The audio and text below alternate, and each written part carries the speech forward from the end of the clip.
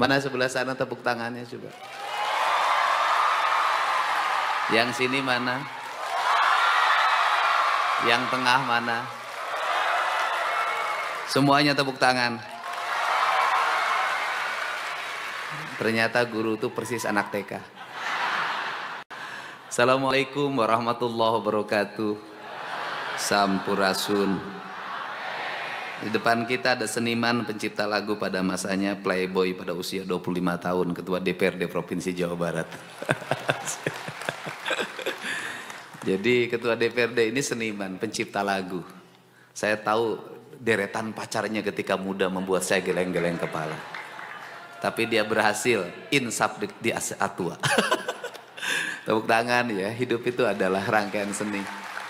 Saya ucapkan terima kasih Pak Kasdam, Pak Kasdip, para Dandim, Pak Kapolres yang mewakili Polda Jabar, semua hadir di sini. Pak Sekda, yang paling utama yang saya cintai, adik-adikku, calon pemimpin masa depan, para guru, semua hadir. Seonggok jagung. Apa sih yang ada dalam pikiran saya? Saya tuh nganggap saya tuh akan dibully oleh anak-anak sekolah. Tapi ternyata tidak. Setiap turun, Pak Dede, Bapak minta duit. Bahwa bersikap disiplin, membuat arah kehidupan yang sesuai dengan arah kenegaraan, tidak akan membuat kita kehilangan citra sebenarnya. Apa sih yang ada dalam pemimpin-pemimpin saat ini secara umum? Takut berbuat yang merusak citra. Takut dimusuhin. Kalau setiap orang melakukan sesuatu takut dimusuhin, polisi nggak akan nangkap penjahat. Kenapa? Maka seluruh keluarganya akan ada dendam pada polisi. Bayangin loh. Kalau takut citra buruk, tentara nggak mau nembak. Kalau ditembak nanti saya di video viral. Ini pemberontak, tidak akan saya bunuh. Saya ampuni dan saya ajak makan, kemudian saya ikut pada mereka. Kacau. Saya ngomong teknologi.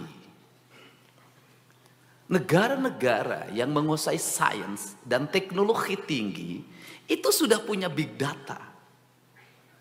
Big datanya adalah seluruh warga Indonesia itu otaknya sudah ada dalam data komputeris mereka.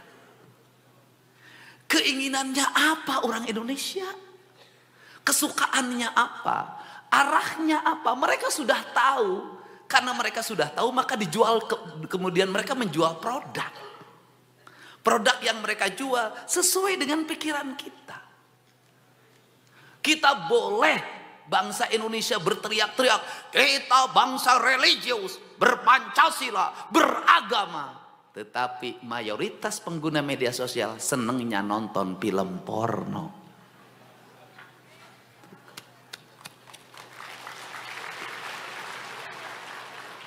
Kita ini bangsa yang pura-pura.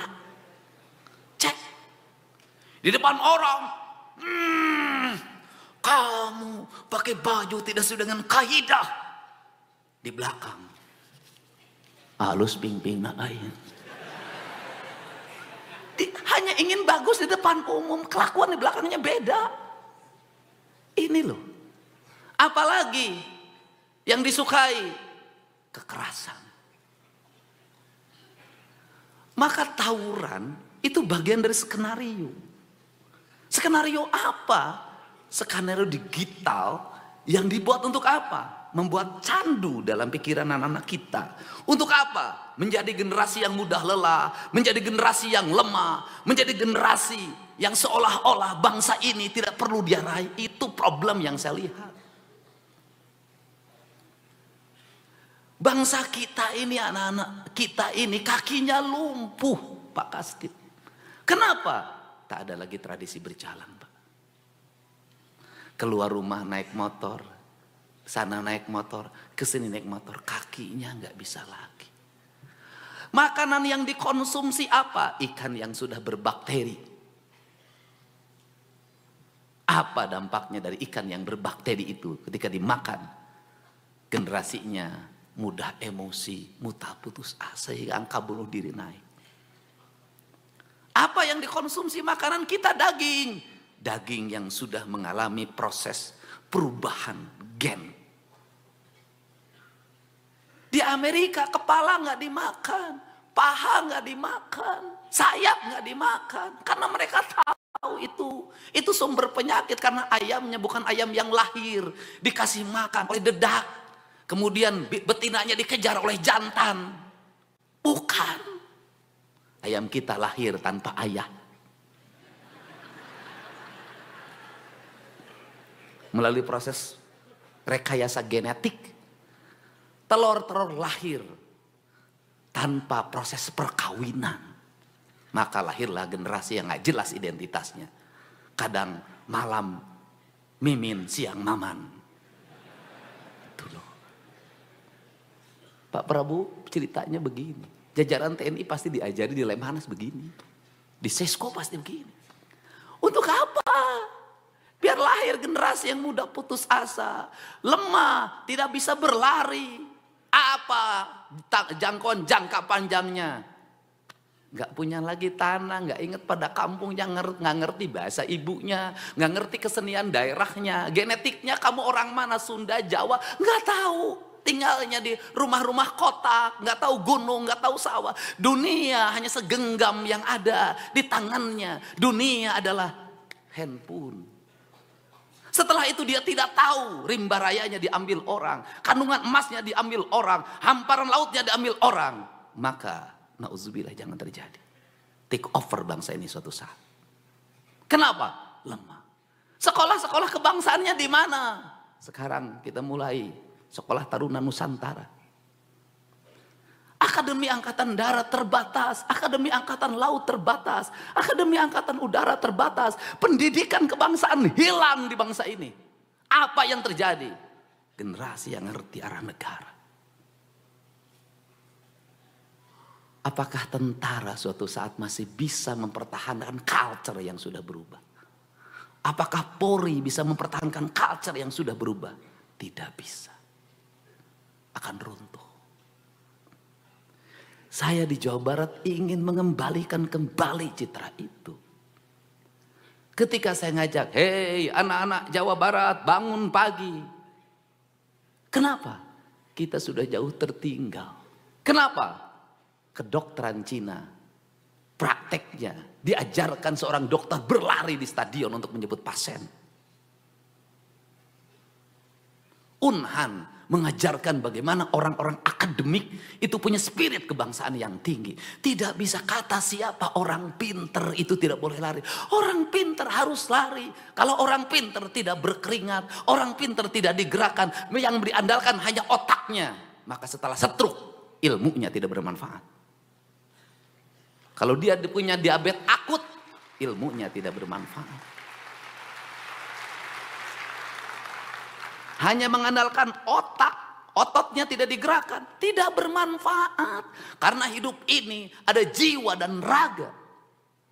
Ada jisim kuring, ada jirim, ada isim anu kuring. Apa itu? Ada badan, ada isim, ada roh, ada kuring yang memilikinya.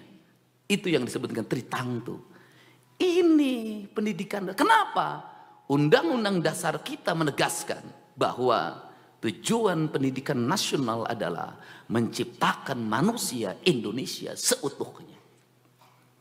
Kalau utuh, kata orang Sunda, kaluhur sirungan kahandap akaran. Apa artinya? Intelektualnya dia menjangkau ke alam ide. Karena manusia berasal dari alam ide. Alam ide itu dalam dunia kita disebut dunia maya. Itu adalah alam roh. Aristoteles mengatakan itu adalah abad ide. Orang Sunda mengatakan dalam filsafatnya itu disebut alam bihari. Alam bihari adalah kesetaraan, alam kesamaan. Tidak ada wanita, tidak ada pria, tidak ada pemimpin, tidak ada rakyat. Maka dia ide. Maka di dunia maya demokrasi dibuka. Siapapun bakal dibully, siapapun boleh membuli. Asalkan apa? Didasarkan pada aspek yang objektif, tidak bertentangan dengan undang-undang IT. Setara, nggak boleh marah, harus nerima. Itu ide. Apakah ilmu itu di bar? Tidak. Di Sang Hyang Siksa Kandang itu sudah ada. Makanya saya selalu ngomong, alam bihari, alam kiwari, alam poi isu. Tiga-tiganya alam. Filsafat kita mengajarkan kesatuan. Tidak ada perbedaan. Barat mengajarkan perbedaan. Itu bedanya. Saya lebih senang menekuti filsafat Sunda. Kenapa? Lebih manusiawi, lebih esensi, dan lebih menjangkau masa depan. Problemnya apa dari bangsa Sunda ini? Problemnya dari bangsa Sunda adalah tidak ada budaya menulis. Kenapa tidak ada budaya menulis? Karena dia menggunakan kekuatan rasa. Dan kemudian tidak ada pengakuan. Tidak ada yang ribut sekarang. Tidak ada hak cipta. Ti aloh KBD. Aloh. Karena di Sunda itu sosialisme. Tidak ada kepemilikan. Maka seluruh karya sastra, karya filsafat, karya ilmu pengetahuan tidak ditulis. Hanya dalam bentuk cerita. Kenapa? Teagul kue payung butut. Tidak ada. Anda cari itu cerita Lutung Kasarung karya siapa? Cerita Si Kabayan karya siapa? Cerita Dayang Sumbi karya siapa? Semua tidak ada karya siapa. Semua orang boleh menggunakannya. Kenapa? Karena tidak dikenal kapitalisme. Itu problem. Tetapi problemnya tidak terbukukan. Problemnya tidak tersampaikan dalam narasi akademik. Saya memilih ini hari ini. Kenapa saya memilih ini? Kapan? Ini Purwanto teman saya sejak HMI. Sejak saya menjadi wakil bupati saya menemukan. Oh arah bangsa itu ini loh. Oh ini kemajuan itu. Oh ini capaian ini. Oh ini. Makanya 15 tahun yang lalu saya pasti dihajar di mana-mana. Waktu itu belum zaman medsos. Maka saya cepot. Saya adalah klinik. Saya orang musyrik. Saya tidak pernah takut. Kenapa? Yang saya yakini adalah kebenaran menuju kemajuan. Nah, jadi saya ngajarin apa? Kemiskinan jangan terus-terusan dieksploitasi saja. Kenapa? Bagi saya kemiskinan itu jalan menuju kekayaan. Seonggok jagung bagi seorang sastrawan jadi kaya. Kenapa? Gara-gara seonggok jagung maka saya mendapat honor baca puisi. Kalau sekali baca 10 juta, awas kasihnya 10 juta ya. Ini boleh tanya Kang Iman, saya pertama jadi bupati, yang saya undang ke siapa? Iman Soleh. Soleh memang dia, walaupun wajah ganteng, istrinya satu. Ya, saya juga tidak tahu istri satu itu karena penghasilan terbatas sebagai dosen. Makanya Kang Iman nggak boleh jadi anggota DPR. Nanti takut berubah. Nah ini saya kenapa? Saya ingin ngajak orang aneh. Wakil bupati manggil baca puisi. Orang lain bukan itu. Kenapa? Saya ngajarin orang sastra. Saya ngajak Kang Iman keliling sekolah SMA di Jawa Barat dulu waktu saya jadi Bupati Purwakarta. Udah keliling baca puisi. Kenapa? Ini karya. Kenapa? Tidak ada peradaban sebuah bangsa menuju kemajuan tanpa karya sastra. Nggak ada. Oke. Kita ini kan dari seonggok jagung itu Anda jangan menyerah. Bapak saya miskin, hanya kuli buruh tani. Bersyukurlah Anda menjadi kuli buruh tani bapaknya. Kenapa? Kamu punya mimpi menjadi tuan tanah pada suatu saat.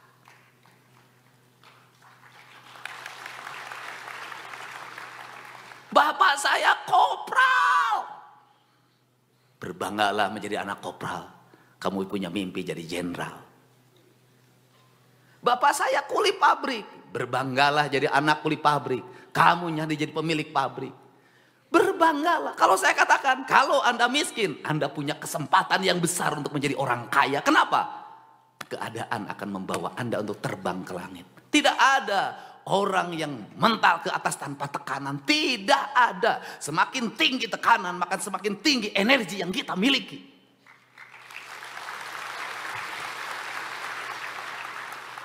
Kenapa Cina, Tiongkok mengalami kemajuan yang pesat? Dia berpikir penduduknya banyak.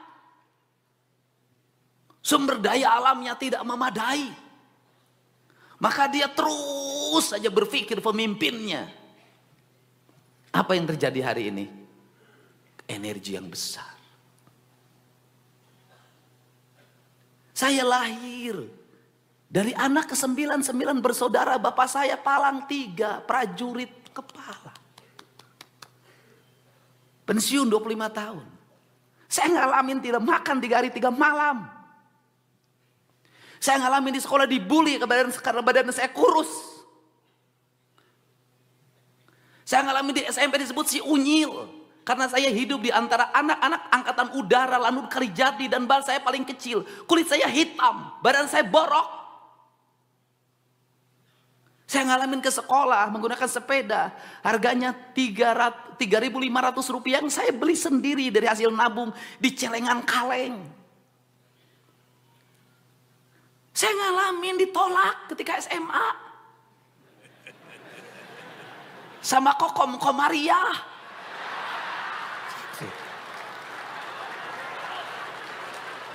Masih ingat nama itu sampai sekarang.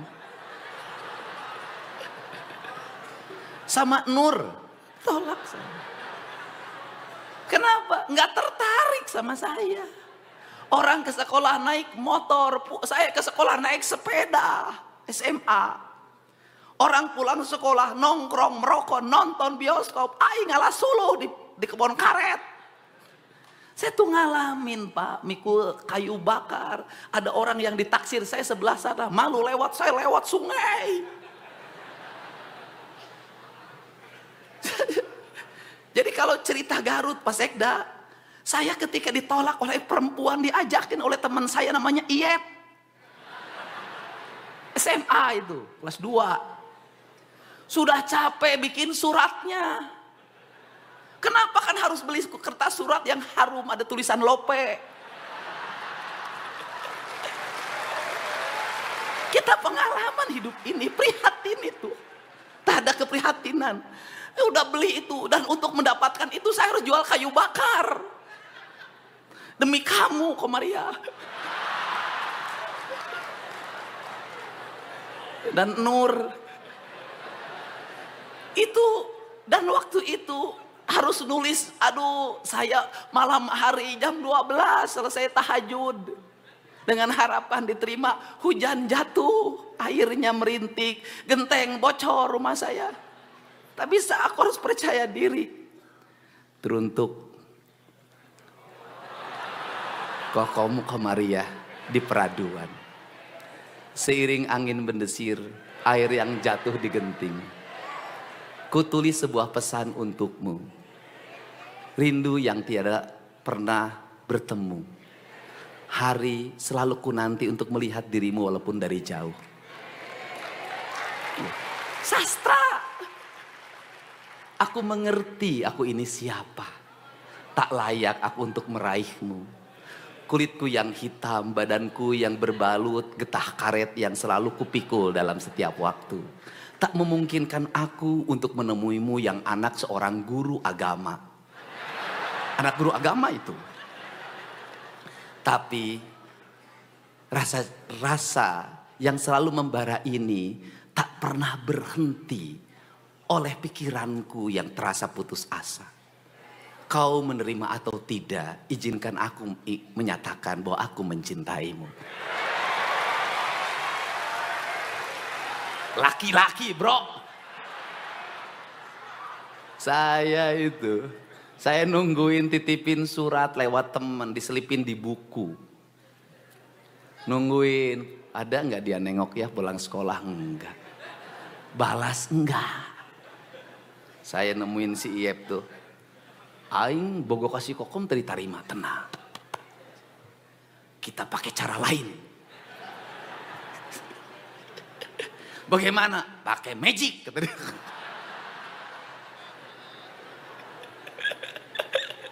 Yang angkatan sekolahnya 90-an lah ngalamin yang beginilah. Jadi bagaimana pakai magic? Udah puasa. Waduh saya puasa. Berapa hari? 40 hari. Waduh. Ya udah demi Kokom. Saya puasa 40 hari Pak. Tamat. Nggak coba balas juga.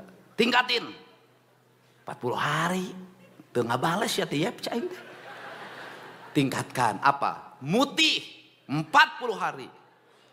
Maksudnya muti gimana? Makannya hanya nasi putih tanpa apapun, minum air putih. Aduh, ya kita jalanin demi kokom. Aduh, itu belum juga. Naikkan wae, tambah lagi, mati geni. Aduh, 3 hari 3 malam nggak boleh keluar kamar tanpa bicara. Ngalamin saya. Habis itu lagi, apa lagi? Kata dia tuh, kita harus mandi 7 sumur. Aduh. Ya oke. Demi cinta saya bilang. Ngalamin Pak, saya tengah malam itu anak muda, kelas 2 SMA, dari satu hulu sungai ke hulu sungai lain. Apa lagi? Harus bakar, apa lagi? Daun padi. Aing tamat tapi ke SMA angge si kokom teh daekeun. Dan menurut kabar kokom itu menikah dengan anggota Polri. Di Polsek. Apa sih sebenarnya pelajaran dari situ? Pada saat itu untuk meraih cinta harus berkorban, bekerja. Inginnya buat kokom, puasanya untuk diri sendiri. Tirakatnya untuk diri sendiri, apapun untuk diri sendiri. Akhirnya guru, saya belajar silat waktu itu. Guru silat saya mengatakan, wah aing tirakat wae anger teu payu bah, namanya Bah Jaja itu. Kata Bah Jaja itu, hei Dedi, lamun hayang menang perah kudu perih, tapi lain ngadahar cengek. Begitu digegel terus lada. Lain. Engke hiji waktu maneh bakal dipikar resepku awewe nu jumlah naloba. Saya baru tahu. Ternyata baru sekarang usianya setelah umurnya 50 tahun. Aku memang ditinggalkan oleh satu wanita tapi dikejar oleh ribuan wanita.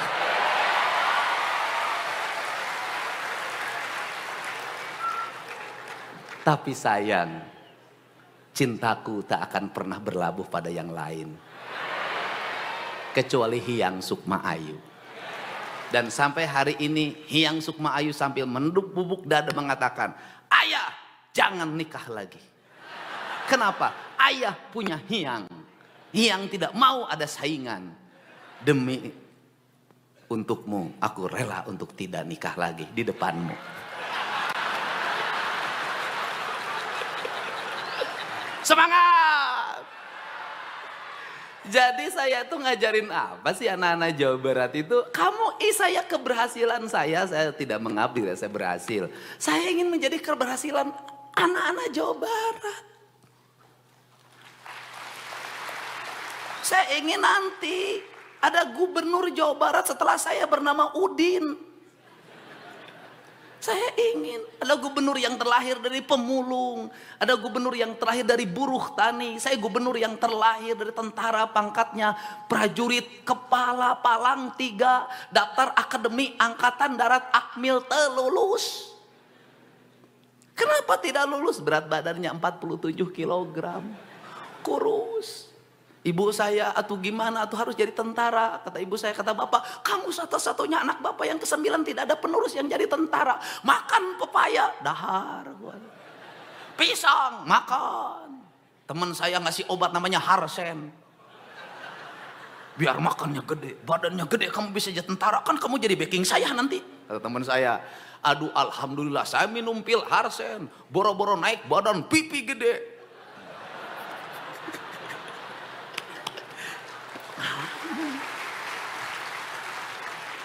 Daftar secaba telulus. Akhirnya saya pindah ikut kakak saya, tinggal di rumah kontrakan, rumahnya mau roboh, tiap hari saya hanya makan nasi dan garam. Setelah itu apakah saya berhenti? Tidak. Saya bilang ke kakak saya mau kuliah. Di sini aja STH Purnawarman Purwakarta. Uangnya dari mana, Det? Ya udahlah kuliah aja, nanti juga ada rezekinya. Saya ikut kuliah kelas karyawan. Muridnya hanya 30, semua pegawai ngeskarolot. Kemudian saya nggak habis akal, saya dimodali oleh teman saya. Saya dimodali oleh teman saya namanya Galih. Ingat saja sekarang pegawai Pemda Purwakarta. Jadi anak buah saya ketika jadi bupati, Saya dikasih uang waktu itu 1 juta. Kemudian saya buka kantin, jualan bala-bala. Di sekolah jualan gehu, lemper. Tiap hari begini, nungguin anak-anak semua pun nawarman jajan. Habis itu saya punya kontrakan sendiri. Itu saya ingat betul, saya punya teman namanya Komaruzzaman, pegawai pengadilan agama Purwakarta. Mudah-mudahan Pak Komar masih sehat. Jarak dari rumah kontrakan saya ke sekolah itu 5 kilometer. Saya ngakalin diri untuk gratis. Ketika pulang, berangkat saya jalan kaki, pulangnya apa? Saya lapar nih, tapi gimana uang saya biar gratis nih, biar awet. Saya ikut sama temenin Pak Komar jalan, Pak Komar juga. Nah, hanya untuk apa? Karena setiap pulang dengan Pak Komar, saya pasti diajak makan nasi goreng. Gratis.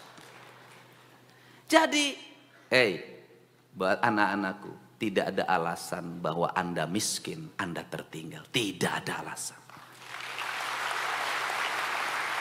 Apa yang terjadi di abad hari ini? Sudah miskin, kemudian memproklamirkan kemiskinannya. Lemah.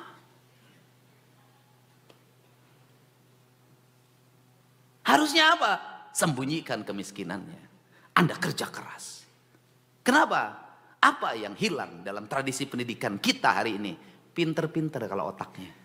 Tapi lemah fisiknya, lemah mentalnya, kerja kerasnya lemah. Hidup dengan keluhan. Berkeluh kesah di media sosial. Terus kalau Anda berkeluh kesah di media sosial, emang orang simpati pada Anda? Tidak. Kerja keras. Kita ngomong guru. Apakah guru sekarang menderita? Menurut saya tidak lebih menderita dibanding guru zaman dulu. Ngomong kelas, wow, saya kelas 1 SD muridnya 60. Satu bangkunya 3. Penyakitnya apa? Kopok. Kita ngalamin lah anak tahun 70 bu dokter, kopok, bu kopok. Di kelas saya dari 60 murid, 10 yang kopok. Bayangin loh, guru zaman itu loh. Habis itu sekolahnya giliran. Pagi, sore, siang, jam 1. Udah dari sawah, ngangon doma, temandi heula. Masuk ke kelas, kopok. Itu sekelas baunya luar biasa. Penyakitnya kedua lagi, ololeho. Murid zaman dulu, kesini. Ke sekolahnya, ada yang disenal, ada yang enggak, ada yang nyeker. Itu kakinya belah-belah. Ke sekolah suka dipariksa, hidung, untuk ngakalinnya pakai jalantah. Sudahlah, menderita Pak, menderita. Gurunya pakai kapur, guru di mejanya disimpan itu pangebug. Bodoh sih ya. Saya termasuk anak yang 20 orang dari 60 tidak naik kelas. Dedi Mulyadi tidak naik kelas. Bodoh aing teh. Tiap hari gini aja ditangtungin suruh baca. Kieu. Apakah guru zaman itu dilaporin polisi? Tidak. Di sekolah digampar, geplak. Pulang ke rumah, kunaon sia dicabok ku guru. Tadi maledog sekolah make batu, gaplok deui. Punten ya, mohon maaf, kita memang hari ini sudah harus mengikuti ratifikasi perjanjian perlindungan anak. Tetapi anak waktu itu lahir anak kokoh. Hari ini anak lebih galak tibatan gurunya. Anak lebih galak tibatan bapaknya. Anak-anak hari ini tumbuh lemah. Dan mohon maaf banget, tahun 70-an anak-anak orang kaya tuh santai. 80-an. Anak orang miskin kerja keras. Saya ingat betul di desa saya. Anak orang kaya nggak ada yang sukses, ya biasa aja standar. Tapi anak-anak yang biasa tuh sukses-sukses. Kenapa? Waktu itu beda. Hari ini terbalik. Anak-anak orang kaya disimpan di yayasan, pendidikan, anak tentara, akademi angkatan darat. Anaknya angkatan darat lagi besok. Karena disiapin. Anaknya politisi, disiapin jadi anggota DPR lagi. Anak gubernur disiapin jadi gubernur lagi. Anak bupati disiapin, anaknya jadi bupati lagi. Anak kepala desa disiapin, anak Jairoh. Karunya. motorna belum lunas, sudah dipurutulan, diganti knalpotnya, ikut rombongan geng. Mohon maaf, bonceng perempuan, setelah itu hamil. Kan saya banyak nanganin. Kawin sebentar, setelah itu pisah lagi. Anak usia muda, sudah punya anak lagi, bapaknya miskin. Sudah mikirin 3 anaknya dari perkawinan yang sebentar-sebentar. Saya nanganin Pak yang begitu. Bukan kata orang. Saya sendiri, saya tahu keadaan mereka. Apa? Lemah Pak. Yang miskin akses politiknya makin lemah. Akses ekonomi makin lemah. Anak-anaknya, ibunya di sawah hitam melegam. Jadi kuli ngeramet, anaknya gaya-gayaan. Mohon maaf. Ditambah lagi dapat bansos, makin lemah. Saya ingin nih sekolah rakyat dibangun Pak Prabowo. Cita-citanya merubah itu loh. Saya ingin sekolah rakyat, sekolah Taruna Nusantara itu hadir dalam setiap ruang keras di seluruh Jawa Barat. Sekolah yang setara melahirkan kelas menengah. Sehingga saya tidak ragu kalau di Unpad kemarin mengumumkan, 10 fakultas kedokteran, 10 orang sini, saya biayain oleh Provinsi Jawa Barat, sini. Kedokteran, asal orang tuanya tidak mampu, tapi anaknya punya kemampuan dan keinginan. Saya ingin, ITB berapa orang yang nanti teknik sipil, geologi, kemudian arsitektur, saya bilang sini. Saya ingin saya ingin minimal dalam setiap tahun itu ada 10.000 anak Jawa Barat dari keluarga biasa-biasa tumbuh jadi kelas menengah baru sebenarnya. Dan saya tidak akan ragu dengan Pak Ketua DPRD untuk mengalokasikan biaya. Uangnya dari mana itu? Pemda Jawa Barat kok banyak banget duitnya sekarang. Apakah mujak sama Nyi Ratu Kidul? Saya itu orang rasional, akademik, tanya teman-teman dekat saya nggak percaya klinik, nggak. Tapi saya memahami Nyi Ratu Kidul itu simbol dari laut, dan di mana manusia kalau ingin mengalami kemajuan maka harus memuliakan laut. Agar apa? Agar dia bisa mendapat keberkahan dari apa yang menjadi kandungan kekayaan laut itu. Tidak boleh dieksploitasi, tidak boleh dirusak. Kemudian simbol dari tanah disebutnya Sunan Ambu. Yang itu saya lambangkan ketika merah putih diserahkan di Gedung Pakuan. Untuk apa? Hari ini yang menjadi problem adalah tanah. Kenapa? Ada laut yang sudah disertifikatkan, ada bantaran sungai disertifikatkan, ada gunung disertifikatkan. Padahal itu hak negara untuk dikelola untuk kemakmuran rakyat. Ini problem. Yang ketiga adalah ada maung. Itu adalah uyut. Dan itu adalah simbol dari penjagaan hutan. Sebenarnya saya itu nilai itu orang Cina merumuskan itu yin dan yang. Kemudian lahirlah seperti Nyi Ratu itu adalah Dwi Kuan Yin. Orang Eropa membuat lukisan Mona Lisa. Kita klinik hayang benghar ka Nyi Ratu. Wah teu bisa, benghar mah kudu usaha. Nah, ini yang di otak saya itu. Tetapi saya bilang meraih kemajuan sains, teknologi, kita tidak boleh terputus dari sejarah masa lalu sebagai bangsa. Jadi untuk itu saya ucapkan terima kasih bagi anak-anakku, guru-guruku yang semangat. Nah kemudian mengajar pagi 6:30, hitungannya apa? Hitungannya kan sudah terkompensasi Jumat, Sabtu itu kan libur. Saya dulu merumuskan pendidikan 7 poe atikan. Yang satu adalah Ajeg Nusantara Senin, yang kedua Selasa Ajeg di Buanda, ketiga Rebo Maneh di Sunda, keempat Kemis Nyanding Wawangi, kelima Jumat nyuci kendiri, Sabtu Minggu betah di imah. Ini penting. Sekolah isi terus sampai siang, kemudian Sabtu Minggu berkumpul dengan keluarganya di rumah, betah di imah. Rumah itu harus menjadi tempat di mana kehidupan kita nyaman, damai. Saya ini orang yang pergi kemanapun jarang nginep di hotel, selalu pulang ke rumah. Karena bagi saya rumah adalah tempat saya untuk berbahagia bersama anak saya. Itu. Maka rumah yang nyaman lahir dari rumah yang bersih. Nah ini yang harus kita bangun bersama. Jadi yang kita lakukan terserah orang mau mengatakan apa terhadap diri saya ingin punya anak-anak Jawa Barat itu hebat. Kenapa? Industrinya terhampar di mana-mana, tapi rakyatnya belum terserap dengan baik. Tanahnya subur, berantakan pengelolaannya. Saya ingin terus menata sungai, menata hutan, menata perkebunan, menata areal industri. Saya ingin terus, saya pas tangan, saya kepalkan terus. Saya ingin membangun kemajuan dan ingin saya melihat anak-anak Jawa Barat itu hebat. Nanti menguasai di berbagai bidang lini dan negara hadir untuk membuat pembiayaan riset, pembiayaan pendidikan, kelas. Saya sudah ingin membuat kelas itu beradab. Satu kelas, satu toilet, satu kelas, satu toilet.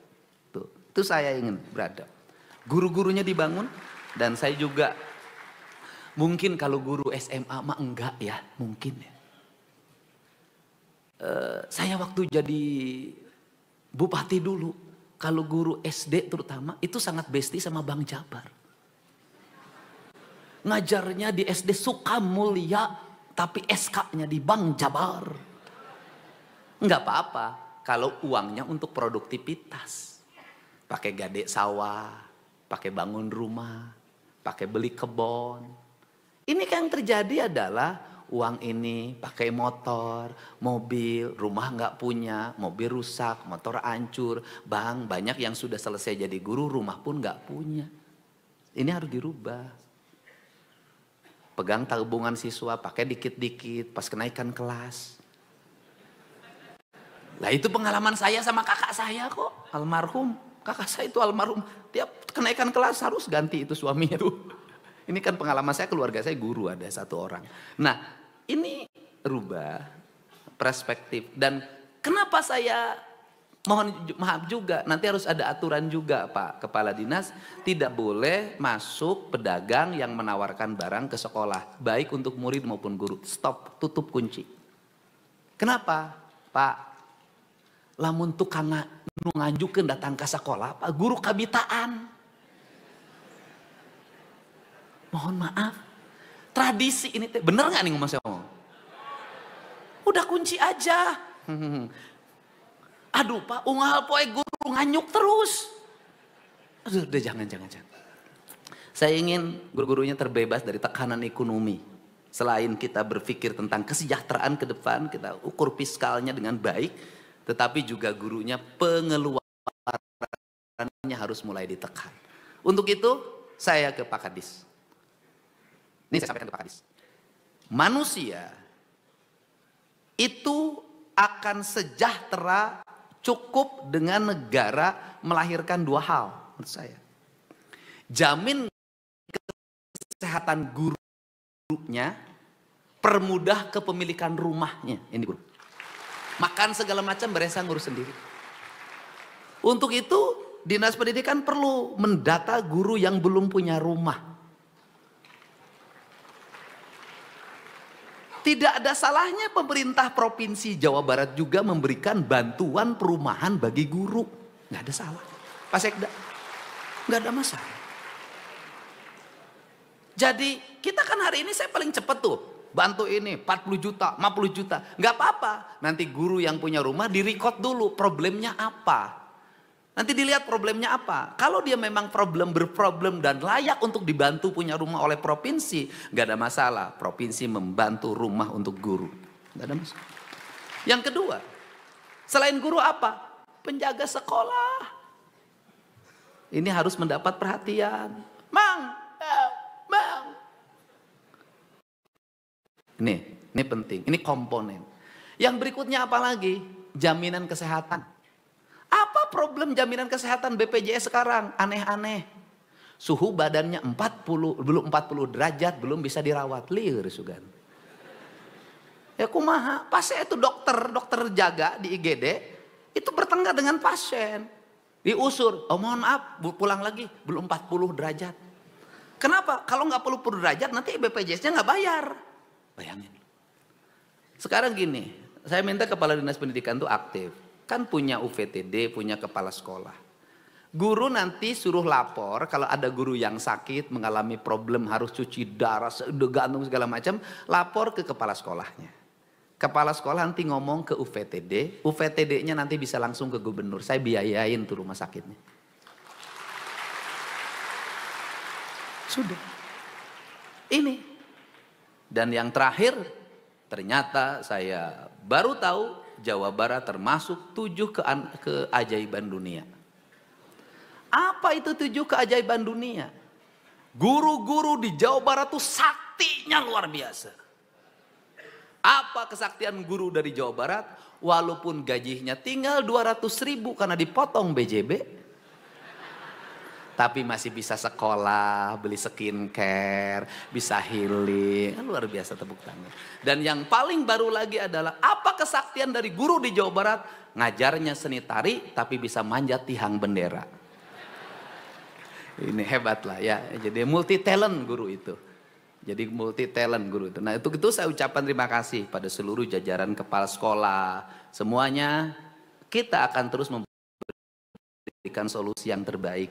Ruang-ruang kelas terus kita hari ini kita perbaharui, kita bangun karena anggarannya 0 dulu. 0, dari 0 loh Jabar itu. 0 pembangunan ruang kelas.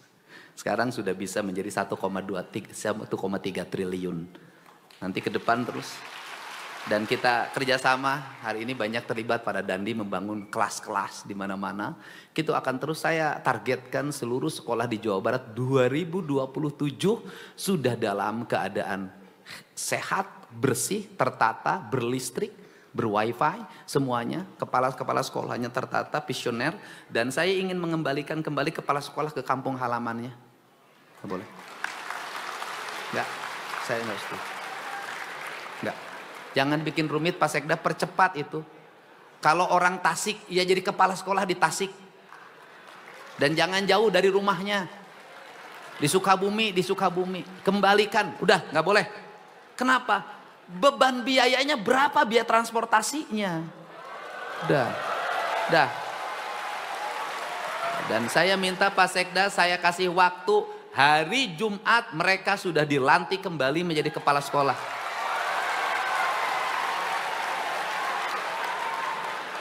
Di provinsi biasa begitu Pak. Jadi 1 jam SK harus keluar. 1 jam, 5 menit, saya selalu begitu. Makanya cepet. Kita serapan anggarannya paling tinggi hari ini. Percepatan pembangunannya. Dan ya termasuk peran ibu bapak semua ya. Peran ibu bapak semua. Angka kepuasan publik terhadap Pemprov Jabar 85% menurut Litbang Kompas. Dan Pak Kasde, Pak Pangdam, yang paling menarik justru yang tidak ada dalam RAPBD. Barak militer adalah kegiatan yang paling disukai oleh rakyat Jawa Barat. Saya juga ucapkan terima kasih buat jajaran Polri, Polres yang membantu jam malam. Ini penting Pak, anak-anak kita ini kurang tidur, tawuran. Segala macam, udahlah. Saya tuh sedih Pak, kalau sudah tawuran yang bayarin saya. Saya tuh kan nangani, bayarin rumah sakit bagian saya, dia yang ngebacok. Itu Pak. Anda tahu nggak biaya rumah sakit? Kalau ada bacok-bacok. Saya pernah menghabiskan uang 120 juta. Karena inginnya urai, begini urai keluar. 120 juta. Waktu kemarin tuh ada lagi 90 juta. Mahal. Nu ngabacok anak maneh, nu mayar aing. Kan ini dan saya ngumumin lagi nih Pak Kadis, saya nanti kasih hadiah untuk sekolah terbersih, tertata, terapi, tingkat juara provinsi Jawa Barat. Saya kasih stimulus pembangunan 5 miliar.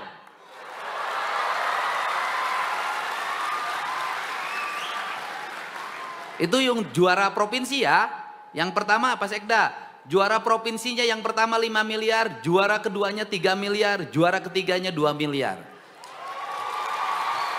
Nanti ada yang juara kabupaten. Juara kabupatennya mendapat stimulus pembangunan 1,5 miliar. Saya kasih stimulus. Saya juga nanti tadi udah mikir.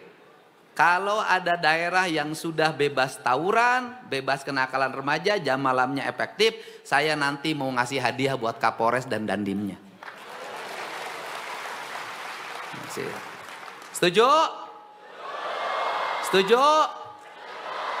Nanti juga kami akan mengumumkan sekolah terkotor di Jawa Barat. Ya kalau terbaik diumumin terkotor. Saya juga sudah minta Pak Sekda mengumumkan guru terbaik dan guru termalas. Umumin. Umumin Pak di situsnya. Ya betul nggak? Jadi di situsnya itu ada situs dinas pendidikan diumumin. Bulan ini guru yang paling rajin ini di kecamatan ini. Yang paling mal ini umumin. Bikin animatifnya. Guru maneh caing teh. Untuk itu saya ucapkan terima kasih. Mohon maaf banget ini gubernurnya banyak ngatur pada di ini segala diatur. Ya sekolah itu adalah aturan. Kalau nggak mau masuk dalam aturan nggak mau masuk sekolah. Dan terakhir kita belajar deh dari siapa? Dari TNI Polri. Di antara seluruh pejabat pegawai negara yang paling banyak aturan siapa? TNI Polri. Baju diatur, pasang lencana diatur, masukin diatur, sabuk diatur, sepatu diatur, tinggi badan diatur, rambut diatur, berat badan diatur, semua sudah diatur. Apakah TNI Polri tidak bahagia? Bahagia ternyata. Apakah TNI Polri dianggap organisasi yang tidak tertata? Paling solid. Siap salah, siap salah. Itu kalau ditegur pimpinan, siap padahal benar. Kenapa? Karena di mata pimpinan semuanya salah.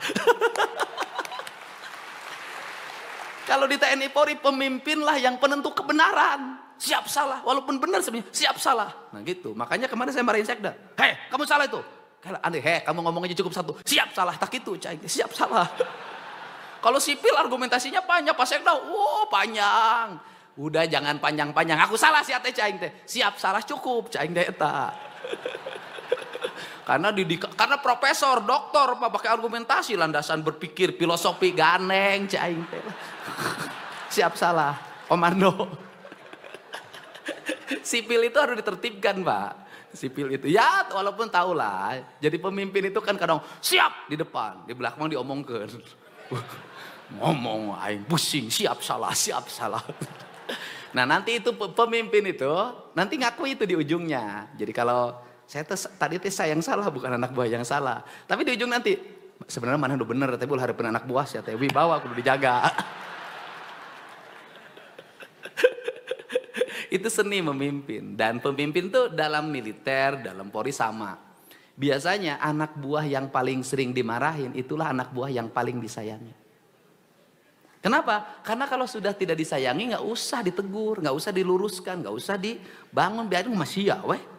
Nah saya ini. Nah, kepala dinas pendidikan ini termasuk yang sering belegug siapa? Cuk aing teh belegug siapa? Gitu. Cicing kudu kumaha atuh cenah gitu, belegug siapa? Stres tuh Pak. Pertama jadi kepala dinas pendidikan tidak saya tanya selama 2 bulan. Belegug siapa aing teh? Nah gitu. Tapi kan tidak ditanya barijeng diangkat jadi eselon 2 di provinsi kan nggak ada masalah. Daripada ditanya di mutasi. Kamu teh guru yang paling baik, aku sayang sama kamu. Sekarang kamu ngajar tuh di ditu. Oke, semangat, Bo. Semangat ya. Nah, kemudian anak-anak itu ngeluh persoalan pulang terlalu sore. Betul tidak anakku? Sekali lagi betul tidak? Saya itu kan keluhan tuh karena sering nongkrong sama anak-anak. Apa sih masalah? Betul tidak Pak Guru? Mohon maaf juga Pak Kadisdik. Pulangnya jangan jam 3 Pak.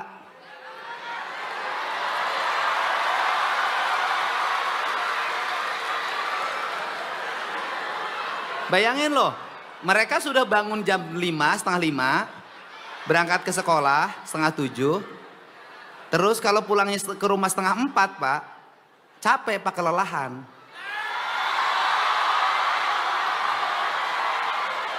Dan memang mereka itu akan lebih bugar Pak kalau sekolahnya cuma 2 hari Pak. Wow.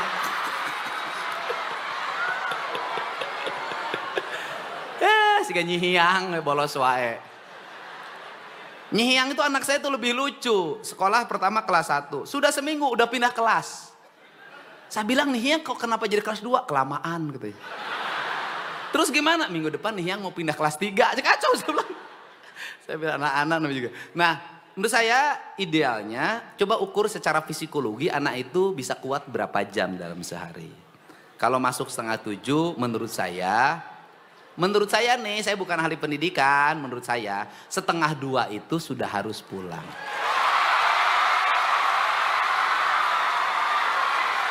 Setuju? Sebenarnya yang berteriak tuh bukan anak-anak guru, tapi guru nyuruh ke anak-anak. Nah, oke, 1:30 itu harus pulang Pak, karena hitung jam kerja PNS. Mohon maaf, PNS itu, ASN itu masuknya jam 8, setengah 8 kan? Ya kan? Setengah 8 kan? Pulangnya setengah 3. Hah? Jam 4, tapi kan ngerjanya bukan kayak guru. ASN mah macam HP unggul digaji kikiran. Bener nggak? Jangan disamain nama guru.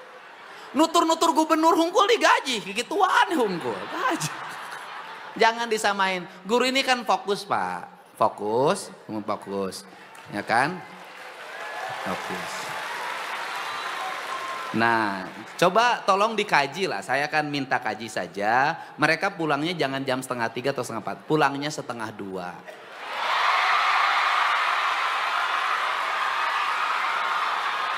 Sampai rumah 2:30. Dia mandi, istirahat, 3:30 sudah berkumpul di rumah. Tapi dengan catatan anak sekolah pulang sekolah langsung ke rumah.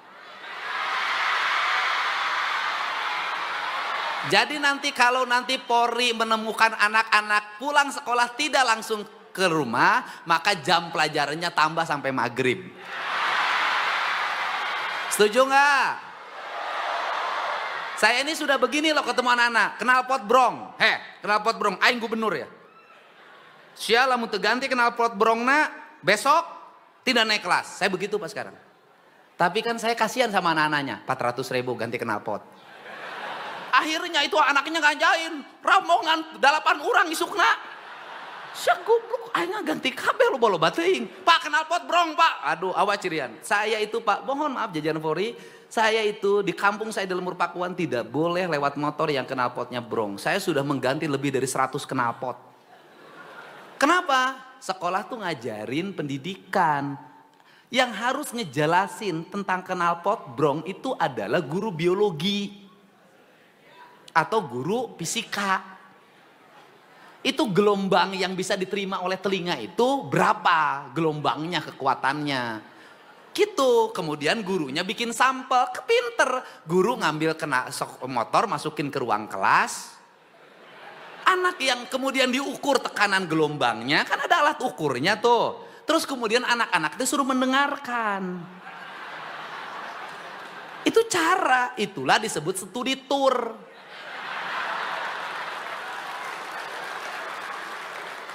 Nah terakhir studi tour.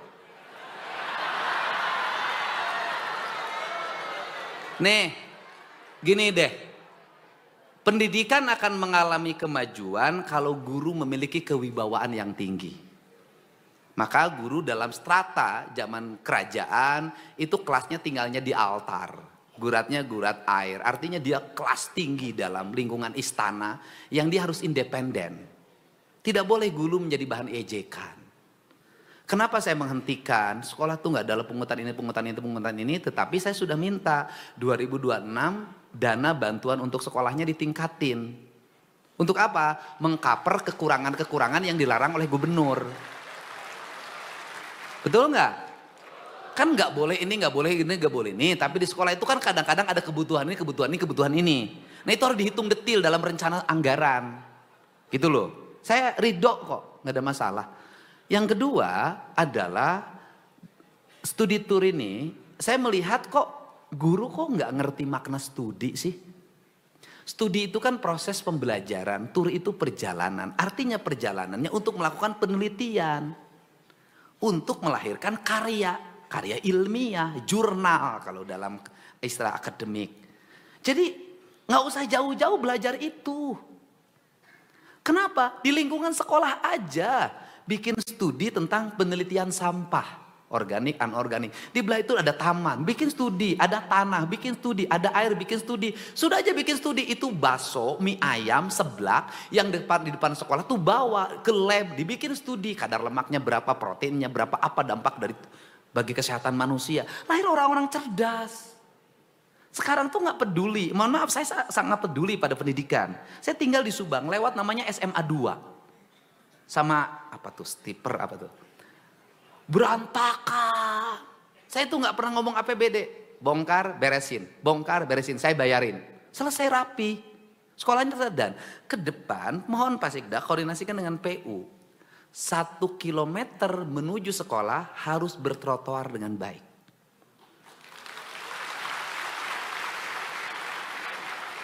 Kilometer. Nanti ada haltenya, ada taman-tamannya, ada air yang siap minum. Nanti anak-anak sekolah itu bergandengan dengan pacarnya nggak apa-apa. Emang nggak boleh? Pak, saya juga dulu pengen, cuman nggak kesampaian. Nggak apa-apa. Sambil nyanyi lagunya Iwan Fals. Zaman dulu, jalan bergandengan tak pernah jajan-jajan.